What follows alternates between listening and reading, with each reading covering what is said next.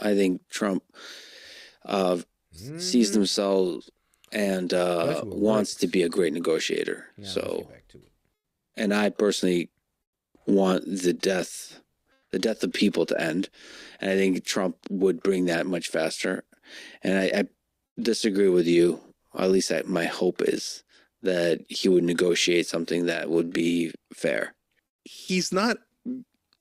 His anti-war record is so complicated because moving the embassy in Israel and killing the top Iranian general were super provocative, and they could have easily triggered a giant war there. And then you know what's going to happen if you get into any kind of real war. Trump's going to want to prove his buttons larger.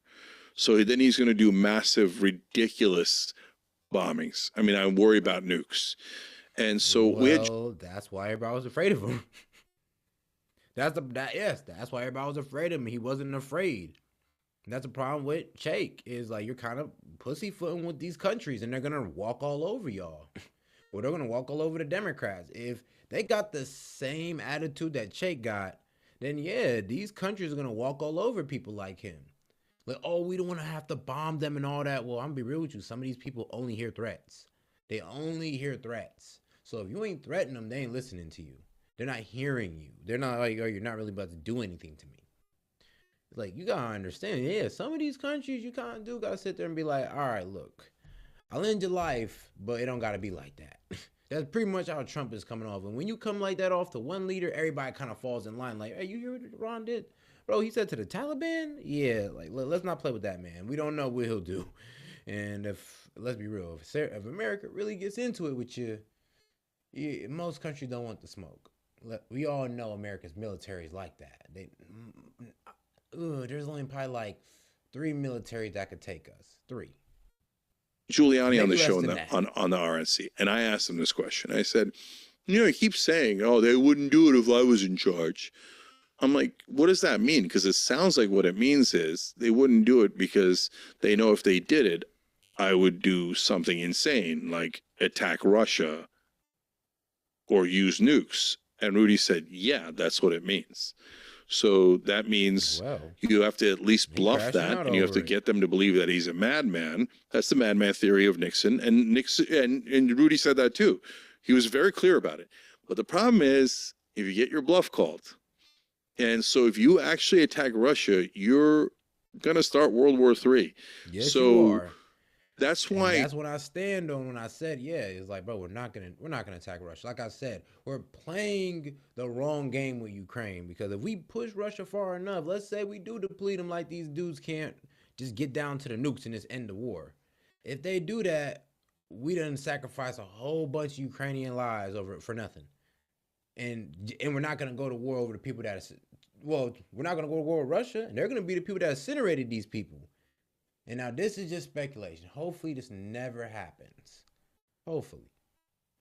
But it's looking like a possibility if we push Russia too far and nobody's going to do nothing about it. Everybody's going to bitch. Everybody's going to call him the most evil man in the world, but we're not going to do nothing about it. Hey, yeah, if you could just get away with bluffing, maybe. But he's playing a very dangerous game, and he massively increased drone strikes. On the other hand, he didn't bomb Iran further, and on the other hand, he started the process of withdrawal from Afghanistan. So, not black and white, complicated record. And one thing, I'll give him another piece of credit here. Can you imagine coming back in the chat twice saying that you don't enjoy the show? It's crazy. I think I'm taking this Steel Manning too far. Hey, come on, bro. You know you enjoy the show. You don't gotta lie. The credit was that you love it here. He changed the rhetoric of the right wing. Too. They went from the party of Dick Cheney, war is great, here all the time, and all Muslims are evil, and so he hates Muslims too, but that's a different thing, right? But we have to attack the enemy, we have to start wars, etc. Now Republican voters are generally anti-war. Hey, you leave it to Cheik, bro. Trump hate everybody, bro. He hates vets. He hates black people. Like, he hates himself. It's like, God damn it, who don't Trump love? Like, God damn, does he love his wife? Hey, Cheik says, nah. His kids? Nope. I'm like, bro. Hate Dick Cheney. Oh, I'll take it. So that's a great thing that Trump did, even if he didn't mean it. even if he does these provocative things that could lead to a much worse war, even if I'm worried that he'll be so reckless he'll start a bigger war, at least he did that right. And so I'm happy to have our right-wing brothers and sisters join us in the anti-war movement. And I'm not being a jerk about it. Like, I love it. And so this is another thing the left does wrong from time to time, which is if you agree with a right-winger 2%, they'll be like, oh, welcome in. Come on, vote for Trump. Come on in. Yeah, woohoo, water's warm, right? If you if you disagree with the left 2%. Hey, look, man, if you super chatted in before, hey, of course I'm gonna respond to you, big dog. You're a supporter. I had no choice, man. I appreciate y'all. They're like, that's it. You're banished and you're a Nazi. Well, brother, how are we going to win an election if you're banishing everybody there is, right? So hold up. These Republican voters are coming at your anti-war position. Take the win.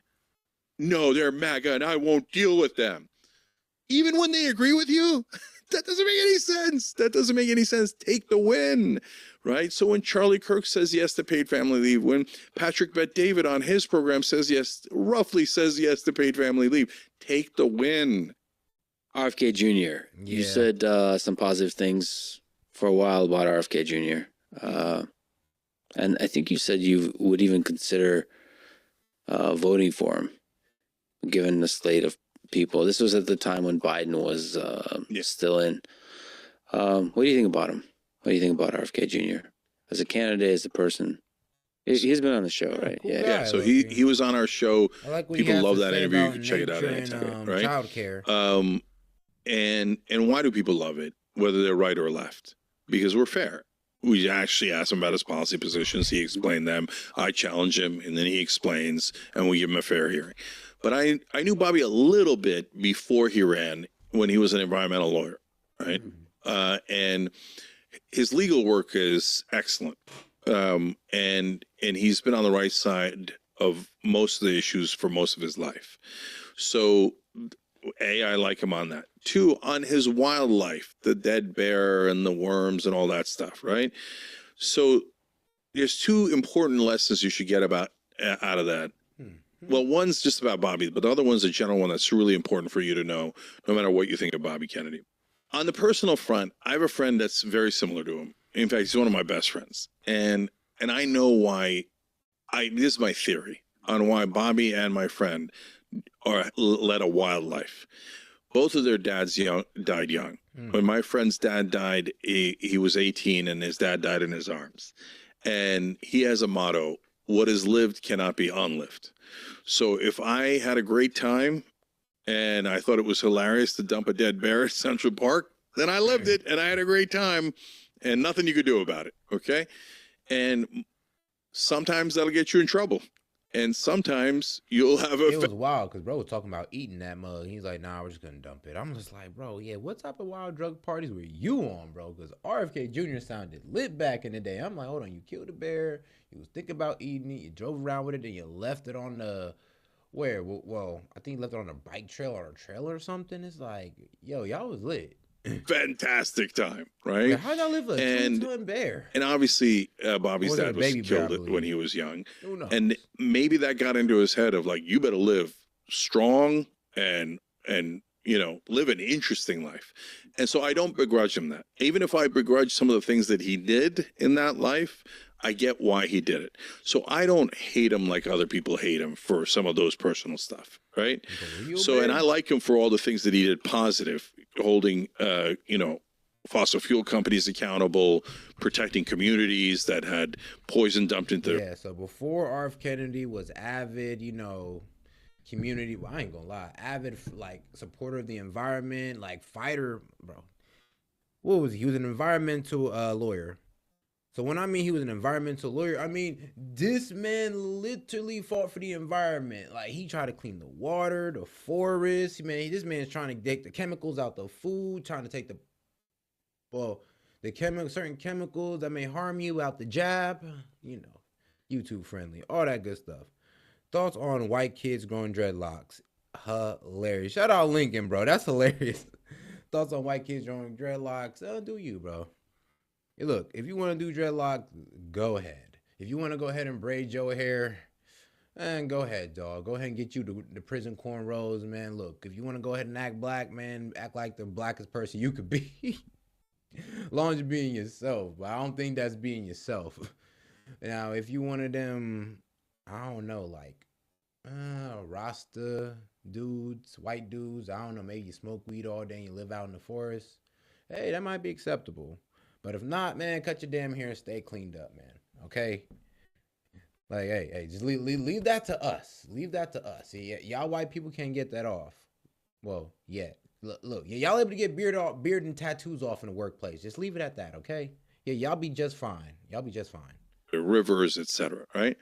So the thing that affects everybody is when he gets, like, corporate media smeared the hell out of him, and they didn't allow him to speak, and then they did the needle in a haystack trick. That is true. So that is true. Whenever it's an insider, they find the best parts of their lives and then they amplify it. So Joe Biden is average Joe from Scranton.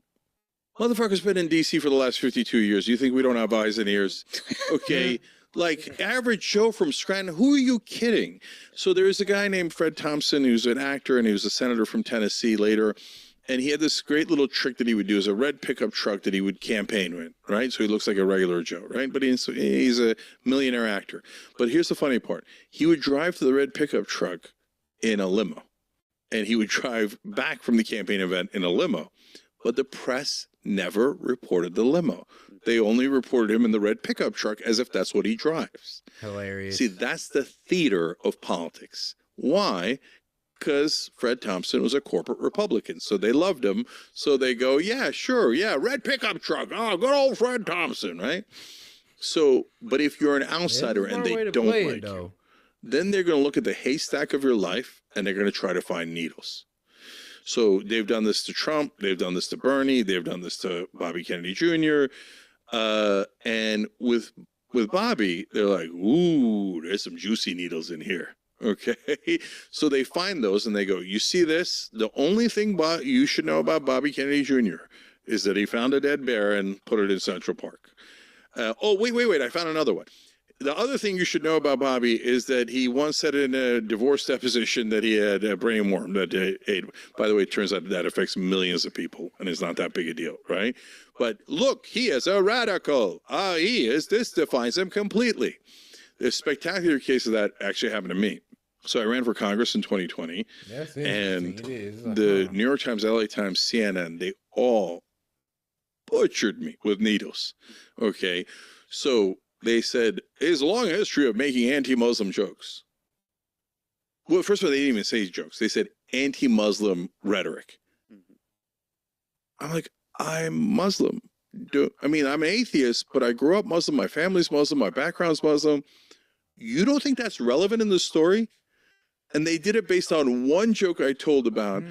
And they say, oh, also, of course, they say that I'm anti-Semitic. You start with that. That's just baked in for everyone, right?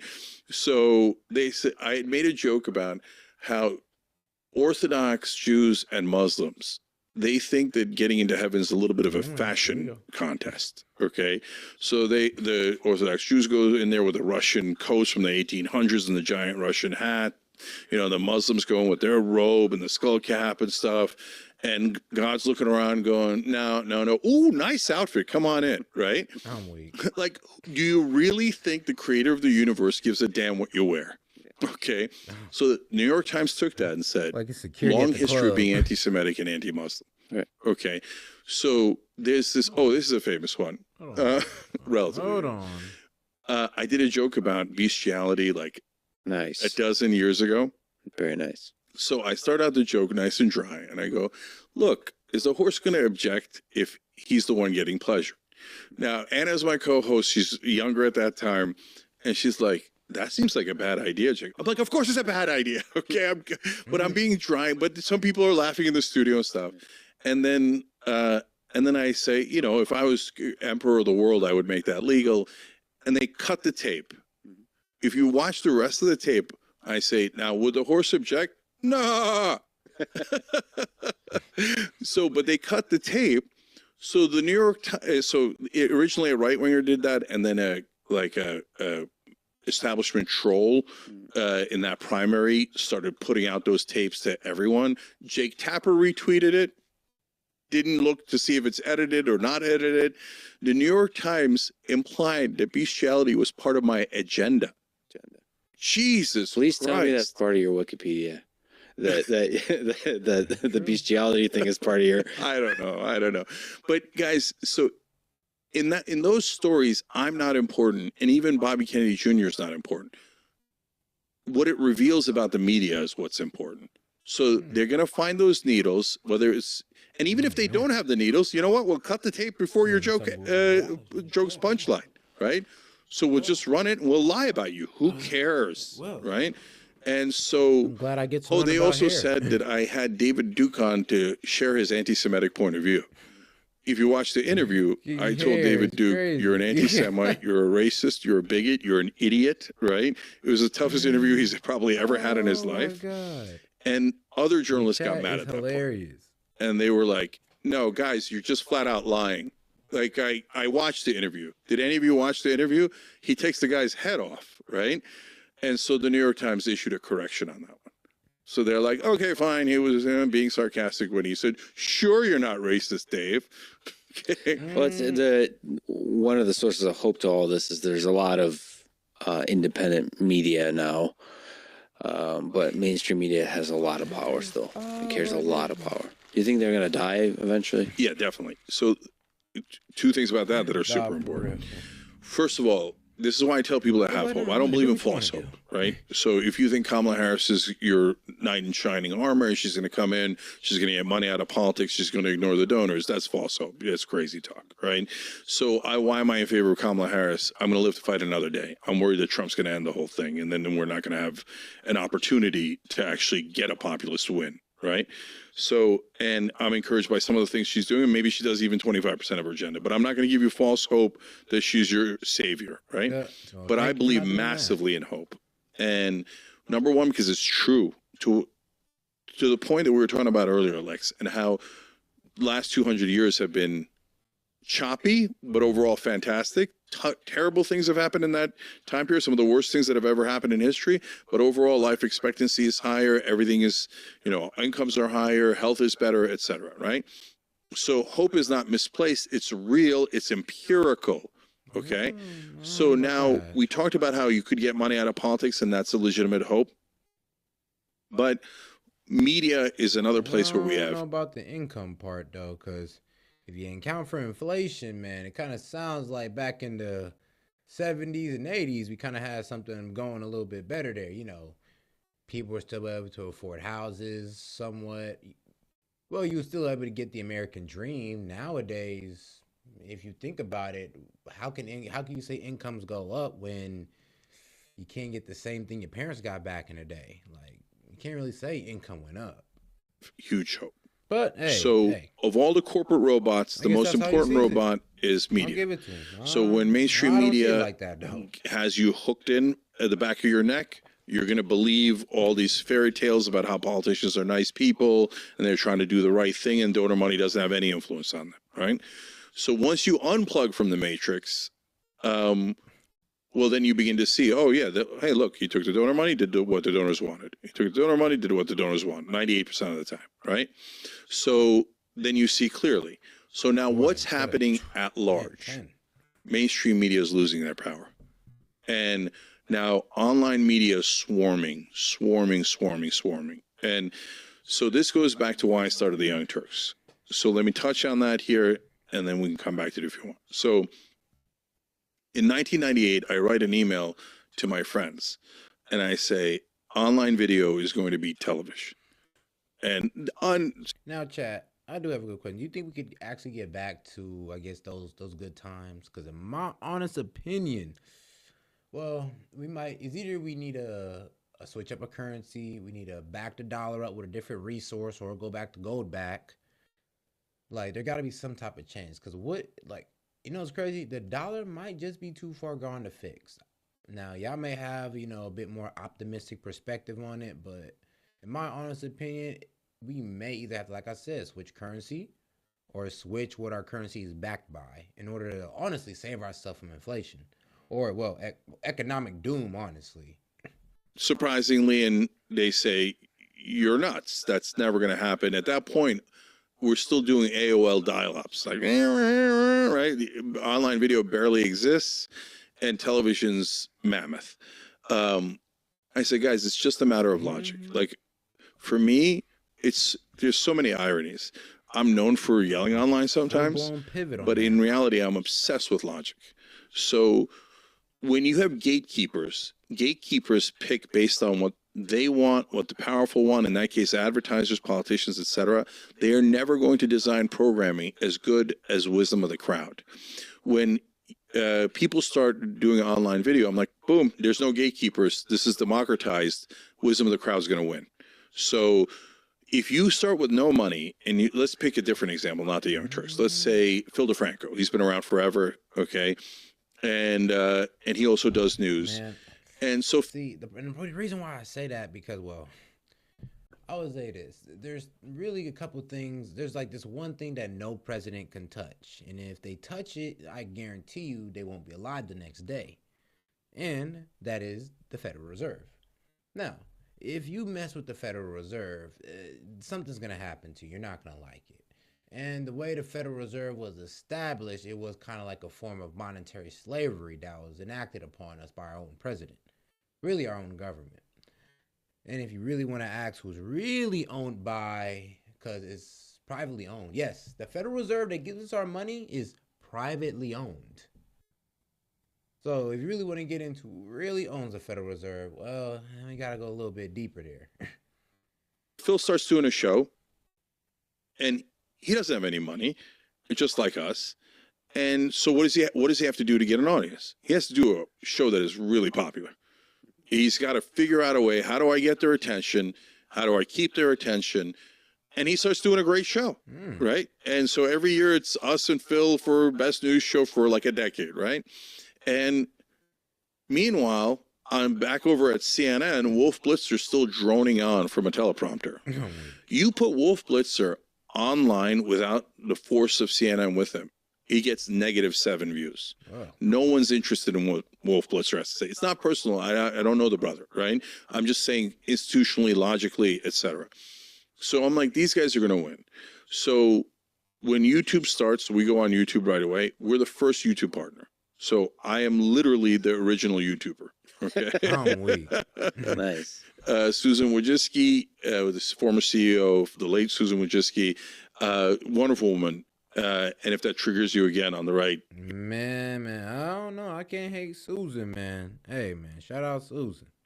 Hey, we're in the YouTube partnership program. Hey, shout out YouTube, man. We love you, man. We ain't gonna try to say too much to disappoint y'all. But I'm still gonna give y'all the truth. But a little bit YouTube filtered, of course. You're wrong. She was a terrific person, and when she started her own YouTube channel, I was the first interview because we were the first YouTube partner. So, really? So I love that. So we're in that. But let me connect it back to the hope. When mainstream media has you hooked, you got no hope because you don't have the right information. You have propaganda. You have marketing. You don't have real news. The first YouTube partner is crazy. What? Huh. When you're in the online world, it's chaotic. And don't get me wrong, it's got plenty of downsides, right? But within that chaos, the truth begins to emerge. And so, for example, Young Turks has had dozens of fights with different creators throughout history. Why? When you're number one in news online, the algorithm rewards anyone attacking you because then you get into their algorithmic loop. Mm-hmm. It's not an accident that we've been attacked dozens of times. One, we're independent thinkers, so anyone, if we don't match their ideology, they're going to attack us. But number two, they get in our algorithm loop. It's too hard to resist, right? So all of a sudden, they think that we're being funded by Nancy Pelosi or the CIA, and yeah, just how some of y'all think, oh, you're funded by MAGA, or no, you're funded by the Dems. Are they writing you a check? I'm like, no. The only people that write me a check is, well, my job in YouTube. There's only 2 checks. Well, and other sources, but that's none of your business. We're off to the races. There's another fight, right? But our competition is a graveyard. And so Shout out the main two, we've though. Shout out YouTube. we won almost all of those fights. Why? Because we try really hard to stick with the truth, with logic, and we don't do audience capture. Even if our audience is going in one direction, we don't think it's right. Anna and I will come out and go, no, sorry guys, love you, but rent control is not a good idea. Okay, etc. So in that world, the people, it's going to take a while, guys, but people who are telling the truth are eventually going to rise up. And when they do, now we're free. And now the second part is even more devastating for mainstream media, because I'm a businessman, right? I keep looking at their revenue for CNN, etc. Going down. And they have a massive problem. Yeah. And people don't realize how big the problem is. No, nobody realized how bad their viewership is. It's like, bro, they're talking about what? Like their top show is getting 80K views. And I'm like, dog, 80K views. That is crazy. It's like the fact that y'all CNN and you're telling me in one show, in one sitting, you're doing 80K. Bro, we're doing those numbers. Like, that don't make no sense. You're fucking CNN. Like, that thing's going to capsize. I don't talk about it often because I don't want more competition. Okay, I also have a company, right, in the online world, etc. But I'm too honest. I gotta say it. So they have two revenue streams. One is ads. That's why they serve advertisers, and politicians are huge advertisers, as we mentioned. The second revenue stream, depending on the company, is arguably more important, which is subscribers. So now what happens in a business normally is, so they started out low and then they got high, and now they got a ton of subscribers. At its peak, cable has 100 million households, right? So they're raking in unbelievable money from subscriber fees, and they got advertising on top. So when you're all the way up here, your costs start to rise. Why do they rise? Because then the on-air talent has leverage. And as an example, there's many others. So all right, so it's pretty much saying, like, even on YouTube, as you go up, I would say in subscribers, when you're in the partner program, yeah, you make a little bit more money on the CPM because you're being pushed a little bit more, or the advertisers are paying you more to push to your audience, and because you're getting more views. Essentially, if you ain't buying no bots or anything crazy like that, essentially, your subscribers should match up with your views, and everything should work out from there. But when it comes to these companies, like that on CNN, that on TV, yeah, the advertisers get to see them and be like, "Oh, they only got these numbers?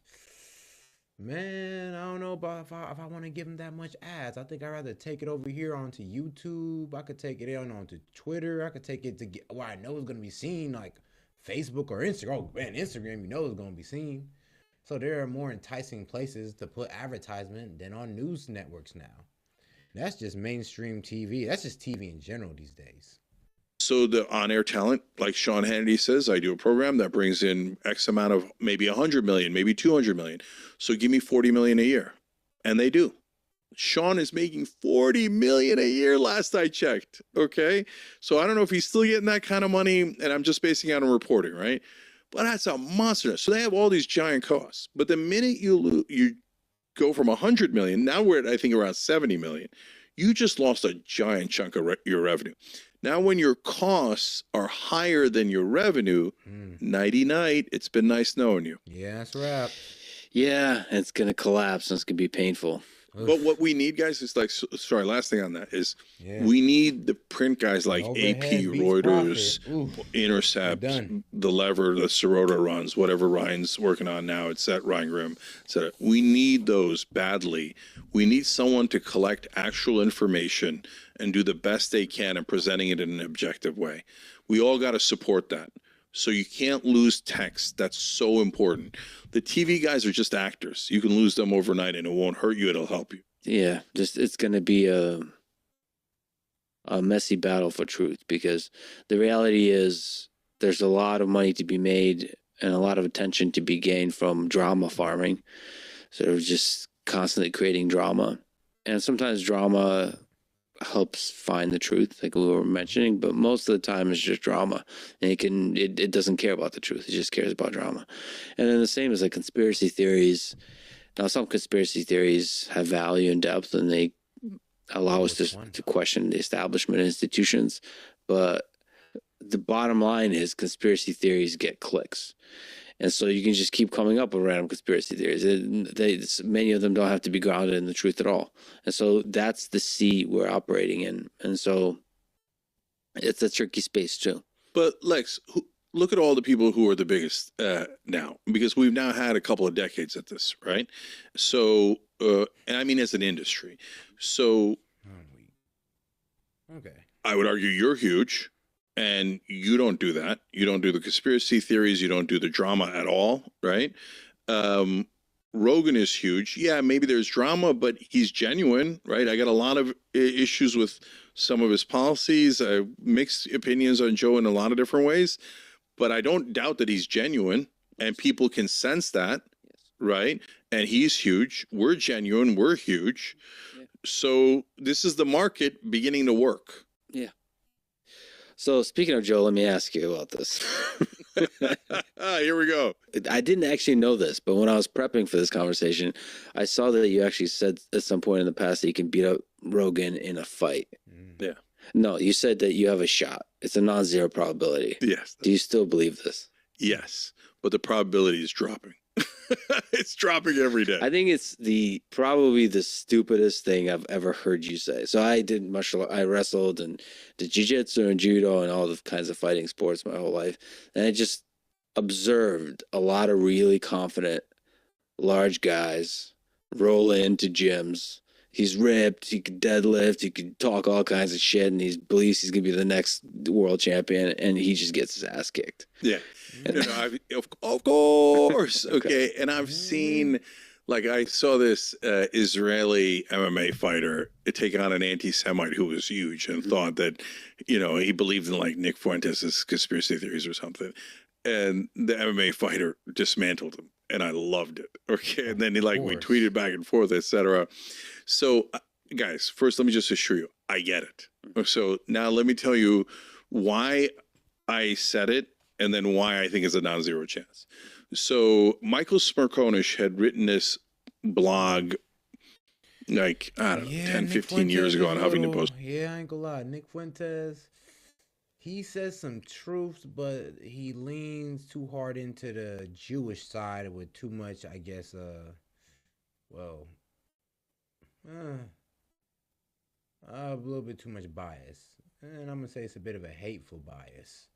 Yeah, a little bit too much of a hateful bias. Like, it's a bit too much sometimes. It's like, and I get it, because it kind of ruined his life at 18. They took everything away from this kid at 18, and after that, it was just, F them ever since. So we're both bloggers at that point, and about the wussification of America. Now, he was saying the left is a bunch of wussies, right? So I wrote a blog saying, hey, Michael, I would rather debate you. So if you want to debate about how we're wussies, let's do it. Let's find a thing. But, you're mentioning physicality, right? And how you guys are tougher. So if you prefer, only in a prescribed setting, right? And we're not going to go do it in the streets like idiots, right? But if you want, we'll have a boxing match or whatever you want, and we'll see who's tougher. And he panicked, and he cried to mommy, which was Ariana Huffington, and said, oh, Jake's intimidating me, right? Okay, all right, well, who's the wussy now, bitch? Right? Damn. So that is not to actually get into a fight with poor Michael Smerconish, right? It's to prove, hey, don't use rhetoric like that. That's dumb. And this is me proving that it's dumb. Okay, so now Joe had said, I forget what he said at the time, and he said something similar, right? And I'm up to here with Joe at that point.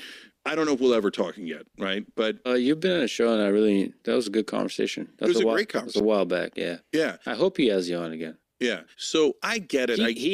I bet you, I don't like this take you have a lot. I bet you he hates it because him as an MMA commentator, he gets to hear so many bros. Yeah. It's all about the mindset, bro. Now, to Steelman, the point you're making, which I do think it's the stupidest thing you've ever said, but the actual intent, which is whether you're left or right, there's strong people on the left, like Yes. mentally strong, physically strong. Like I think the whole point is not that you can beat them, but you're willing to fight if you need to. It's 100%. so it's not like Man. I believe I could beat him. It's like I'm willing, like all this shit, calling the people on the left wusses or whatever. I'm willing to step in the fight, even if I'm untrained, even if I'm out of shape. I'm willing to fight. Yeah, I get it. I understand that, but it's just pick a different person. That's why I wrote down my genuine curiosity is if you can beat up Alex Jones versus Cenk. That legitimacy, I would pay for that I because would you're too. both untrained. I would too. You both got, I would say, the spirit. No, he has. Look, I'll give the same fairness. Yeah, I think I got an 8% chance of beating Rogan. yeah you're Nuts. lost. I know. I got it. Okay, Hold on. okay, all right. And I think, to be fair, Alex has an 8% chance of beating me. Oh wow. Yeah. Okay. Okay, because you never know. He catches you on a lucky punch. I got punched in the ear once, and you lose your balance, and then you're in a lot of trouble, Mhm. right? So I can get lucky. Alex Jones can get lucky. It's me against Rogan is harder. Like you, if you said to me, you don't have 8% chance, but Alex does. Okay, I'm not gonna. It's fine, right? So why does Alex stand almost no chance against me? So first of all, it's not just because I'm big and he's big. One, I wrestled. Oh, you wrestled. Yeah, if you wrestled, then you're like, I watched this show with my kids, Physical 100. It's like a Korean show where they try to find out who's the best athlete. They have one thing where they have to wrestle away the ball and keep it, this big giant ball. I'm like, every wrestler's going to win. Every MMA fighter is going to win, and every time they win. And they're like, Dad, how'd you know that? Because we get trained. We're not going to lose to a non-wrestler in a wrestling contest. It's not going to happen. Yeah, that's facts. I'm a wrestler my damn self. I wrestled in high school, so I know what he's talking about. It's like, yeah, we're not going to lose in a wrestle. And sometimes when people are losing in the hands, they want to take it to the floor. And if you're a wrestler, you're down there like rubbing your hands and wah ha ha ha ha in your head at that point. Right? So you can get lucky, but it's unlikely. So one, wrestling. Now that was from a long time ago, but at least you know the mechanics, right? Number two, I've gotten into about 30 actual street fights in my life. And you can say street fight's not the same as MMA. Of course, that's true. Obviously true, right? But it's not no experience. It's some experience. And the most important part of a street fight is being able to take a punch to the face. Okay. Yeah, knowing what it feels like to get punched in the face. Yeah. So I've been punched in the face, I don't know, dozens of times in my life. I used to start fights by saying, I'll let you take the first punch. Okay. So I didn't start the fights. They just started because they'd punch me in the face. Okay. So, and then for Alex, the main thing, and also true for Rogan, is it's about willpower, right? So if Joe has a 92% chance, in my opinion, of knocking me out or beating me because he has the skill and he's trained and he knows what he's doing. So all the willpower in the world isn't going to help you if you get kicked upside the head, right? So, but in the unlikely circumstances that I've worn him down, right, then I'm a little bit more in the ballgame because I got willpower. For Alex, he doesn't have the willpower I have, okay? Because to me, the idea of losing to Alex Jones is unthinkable. I would do anything not to lose. Anything. Let me just say, so that's beautiful. I love this. And I would pay a lot of money to watch the two of you just even like wrestle. Yeah. But with Joe, I think I have to say it's like it's 0.0001% chance you have a chance before you even get to the mentality. And the other thing is gonna kick that man to death. On the mentality side, one of the fascinating things about Joe is he's actually a sweetheart in person like this. But there's something that takes over him when he competes. Brother, we've been around 22 years in the toughest industry in the world. Yeah. Right. If you you have any idea how hard it is to run a 75-person company and make money online and survive after all the guys who took billions of dollars went down. I hear you. Tremendous willpower. Yeah. So, but overall, this is not the hill I'm dying on. Right. Okay. Joe would win. I get it. I think we're all allowed one kind of blind spot, I suppose. So you don't think a big guy that still is in good shape, that was a wrestler, that's been in a lot of street fights, you still think 0.0001? It depends on street fights, but yeah, 0.001. I just see Okay, yeah, technique. and it's such a minute disagreement because so take me out of it. So you Yeah. take out the willpower part of blah blah Yeah, blah. yeah, yeah. I think it's 1 to 2%. Yeah, he could catch the guy on I- about I think and it's get because lucky. I think it's because I've talked to. So I trained with a coach named John Donaher, and we talk about this a lot. And I think technique is just such. Technique is the thing that also feeds the willpower. It actually builds up your confidence in the way that like nothing else does. In the more actionable way, because you won't need that much willpower No, I if totally get if the technique is backed. But Like look, you don't have to be like a tough guy to win debates if you're just fucking good at debates, right? So I think people just don't understand the value in sport and especially in combat of technique. no, a great irony here is I actually totally agree with that. That's why I mentioned the physical 100. Technique's going to win like almost every time. We're having a debate about whether it's 8 or 1 or 0.01. Right? Like it's either way, technique wins. Yeah. We agree. Okay, beautiful. In the one of the controversial things you've done in the 90s as a student at UPenn, you publicly denied the Armenian genocide, which is the mass murder of over 1 million Armenians in 1915 and 16 in the Ottoman Empire. You have since then publicly and clearly changed your mind on this. Tell me the process you went through to change your mind.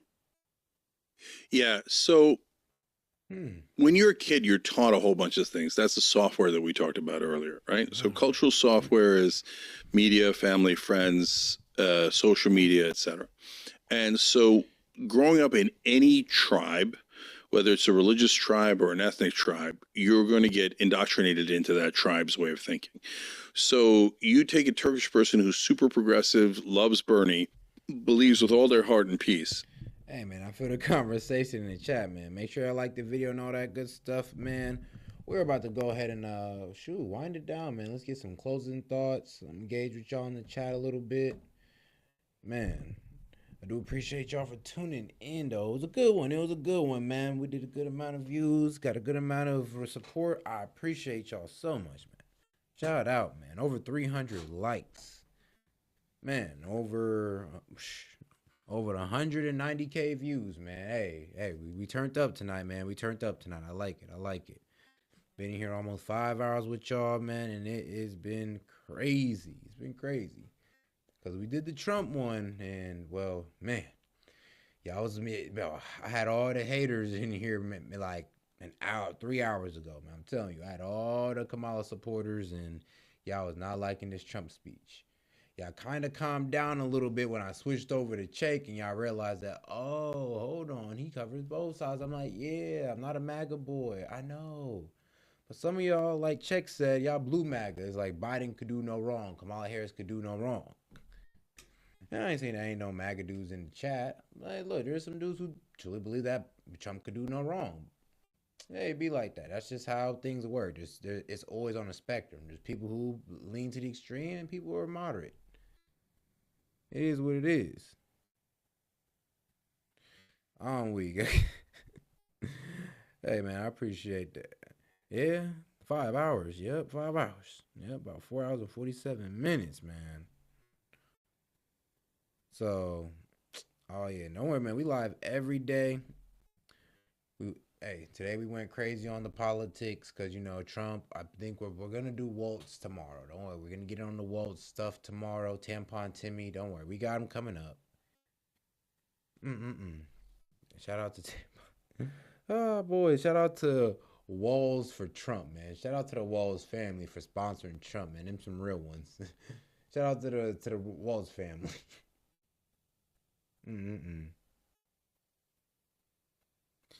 Yeah.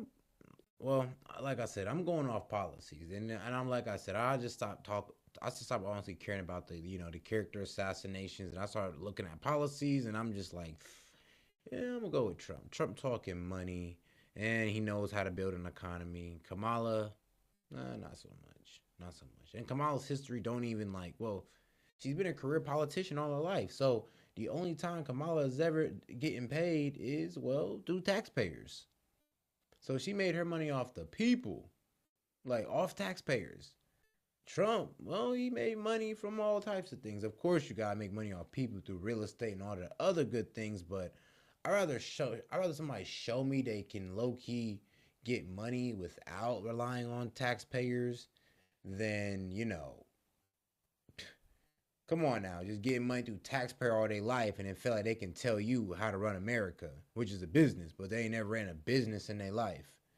Like, just make you being a senator, DA, district, like all that nice stuff. It's great, but it doesn't make you presidential. At the end of the day, you do need to know economics. And as the DA or as the California senator, she failed California. She failed California. We can all agree to that. Like, California is a walking shit show. It's terrible. It used to be such a prosperous state. Now it's terrible. You seen San Francisco? Oh my goodness.